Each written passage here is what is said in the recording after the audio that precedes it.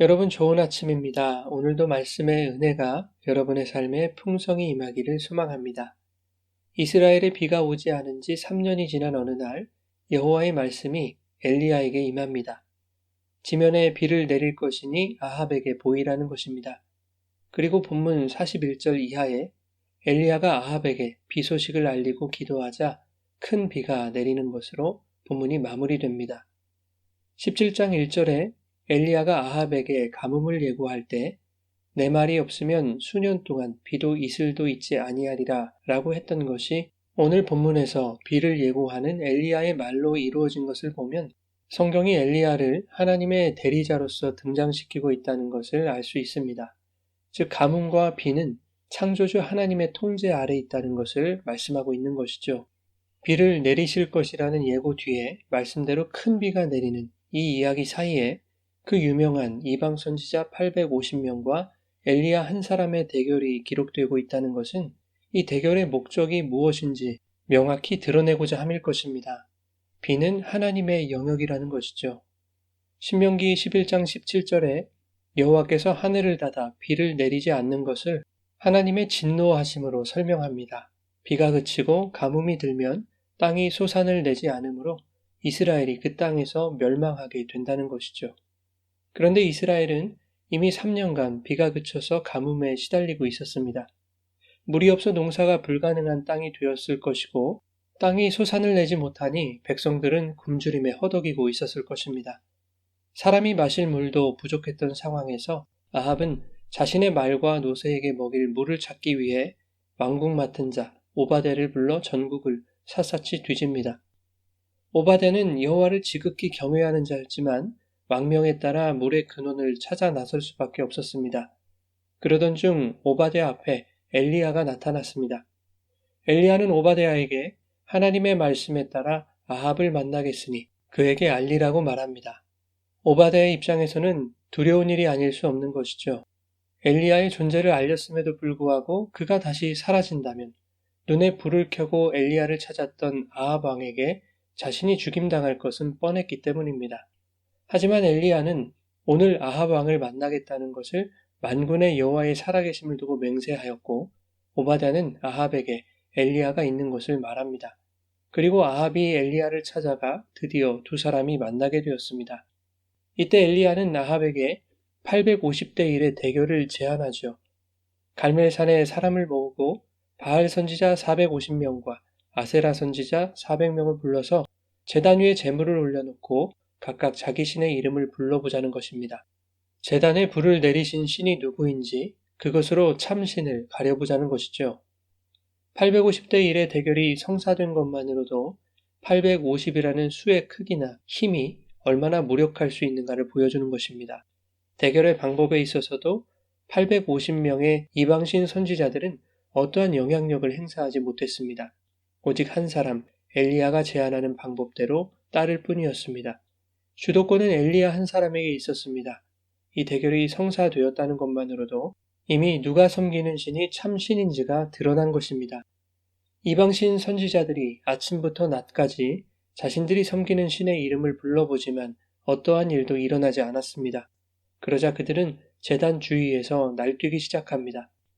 엘리야가 조롱하자 더 큰 소리로 신의 이름을 부르며 자신들의 몸을 자해합니다. 그렇게 저녁까지 미친 듯이 떠들었지만 그들의 신은 응답하지 않았습니다. 반면 엘리야는 제단에 불을 붙일 수 있는 모든 가능성을 차단시키죠. 제단에 물을 붓고 제단 주위에 고랑을 만들어 물을 채웁니다. 3년 동안 비가 오지 않아 마실 물이 귀했던 때에 목숨 같은 물을 제단에 붓고 있는 엘리야의 행동은 무모해 보이기까지 합니다. 제단과 그 주변에 물이 흥건하니 일부러 불을 붙이려 해도 불이 붙을 가능성이 없는 것이죠. 그러나 하나님은 이러한 불가능을 당신의 불로 덮어버리시는 것입니다. 인간이 내려놓을 때 하나님이 역사하시는 것이죠. 많은 사람들이 예수의 이름을 불러가며 헛된 것을 구하고 있습니다. 열심히 부르짖고 구해봐도 반응이 없으면 응답이 있을 때까지 포기하지 말고 구해야 한다고 말합니다. 고래고래 소리를 지르고 그것도 효과가 없으면 금식이라는 이름으로 며칠씩 곡기도 끊어가면서 자해를 하는 것으로 하나님을 협박하기도 합니다. 많은 신자들이 그렇게 스스로 만든 하나님, 스스로 만든 우상에게 헛된 기도를 하고 있는 것입니다. 그러나 하나님은 그런 기도를 우리에게 요구하신 바가 없습니다. 하나님을 우상으로 만들고 그 우상의 이름을 불러가며 헛된 것을 구하는 자들은 이방신 선지자들이 결국 죽임을 당했던 것처럼 영원한 사망에 처하게 된다는 것을 명심해야 할 것입니다. 엘리야는 여호와의 이름을 의지하여 돌로 제단을 쌓았습니다. 여호와의 이름을 의지하여 도랑도 만들고 물도 부은 것입니다. 여호와를 의지함으로 인간의 육적 소원과 세상적인 가능성을 모두 버린 것이죠. 그리고 모든 것을 초월하신 하나님께서 당신의 뜻을 이루실 것임을 확신하며 기다렸던 것입니다. 결국 엘리야의 제단에 불이 임했습니다. 하나님이 참 신임이 증명된 것입니다. 그 후 제단에 내린 불처럼 맹렬한 하나님의 심판이 이방 선지자들에게 미쳤습니다. 엘리야를 통해 한 사람도 남기지 않고 죽이신 것입니다. 그리고 비로소 큰 비를 내려주십니다. 로마서 5장 20절에 죄악이 더한 곳에 은혜가 넘쳤다는 말씀처럼 이방신 선지자들에 대한 심판이 있는 곳에 큰 비가 내리는 은혜를 허락하신 것이죠. 한편 41절 이하에서는 하나님의 은혜가 어떻게 다가오는지를 말씀합니다. 엘리야는 하나님이 주신 마음으로 아합에게 큰 비가 올 것이라고 예고했습니다. 그리고 갈멜산 꼭대기에 올라가서 하나님께 엎드려 기도합니다. 하지만 얼굴을 무릎 사이에 넣고 간절히 기도해도 비는 내릴 기색이 없는 것입니다. 엘리야는 사환을 시켜 비구름이 다가오는지 반복해서 확인하도록 합니다. 6번을 확인하는 동안 아무 일도 일어나지 않았습니다. 그러나 7번째에는 손만한 작은 구름이 보였습니다. 그 작은 구름은 이내 큰 비가 되어 메마른 땅을 적시게 된 것입니다. 이처럼 하나님의 은혜가 나에게 찾아오지 않는 것처럼 느껴지는 시간들이 있습니다. 눈에 보이지도 않고 기약도 없는 답답한 시간들이 있습니다. 그러나 은혜는 하나님의 때에 손바닥처럼 작은 희망으로 나타납니다. 우리가 보지 못하고 느끼지 못하는 순간에도 그 작은 희망은 점점 다가오고 있었던 것입니다. 사랑하는 여러분, 모든 것이 주님의 손에 달려 있습니다. 심판도 은혜도 오직 참신이신 여호와의 손 안에 있는 것입니다.